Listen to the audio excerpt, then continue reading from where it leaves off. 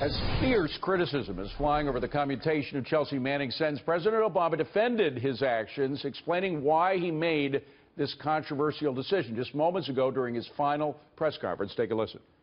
The sentence that she received was very disproportionate relative to what other leakers had received, and that she had served a significant amount of time, that it made sense to commute and not pardon her sentence. Here to react now, Tony Sayegh, Jamestown Associate VP and a Fox News contributor, Morgan Ortagus, Maverick PAC National Co-Chair, and Capri Cafaro, Democratic State Senator from Ohio. Capri, I'll start with you. What's your reaction? Well, you know, I mean, if I were President Obama, I probably would have not made the same decision, but it is his decision and his decision alone. Why wouldn't you do it? Well, because at the end of the day, Chelsea Manning is a traitor. That being said, so was Scooter Libby, and I wouldn't have done what George W. Bush did in that instance either. At the same time, I will say that 6 years is probably too short, 35 years is probably too long of a sentence, and we have to remember, too, that President Obama did not actually pardon Chelsea Manning, but rather commuted her sentence, no different than what George W. Bush did in a semi-similar situation with Scooter Libby. Okay, so Tony, setting aside what similarity may or may not be there and looking just directly at this, what do you think about this move? I mean, because his argument was enough's enough, you know, that she served 6 years, that it was difficult, and, you know, she expressed how sorry she was.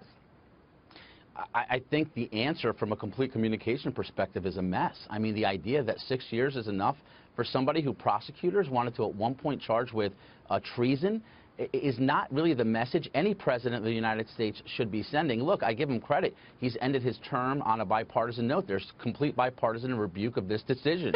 No one thinks it's a good idea. It's clearly pandering to leftist elements of his base, those from the LGBT and transgender community, those potentially from the millennial community who don't like the idea of obviously data mining and all the big data stuff that was exposed in the WikiLeaks of the NSA that came from Bradley Manning, essentially betraying his country. And now you have a situation in which you have condemnation from President Obama when you hack the DNC, but you don't have condemnation from President Obama. You have commutation of your sentence when you hack the United States military. Morgan, that's really a ridiculous what do you think precedent. about the fact, I mean, there's backlash against people saying part of what Tony said, that this is pandering to the LGBTQ community. Do you think this is pandering?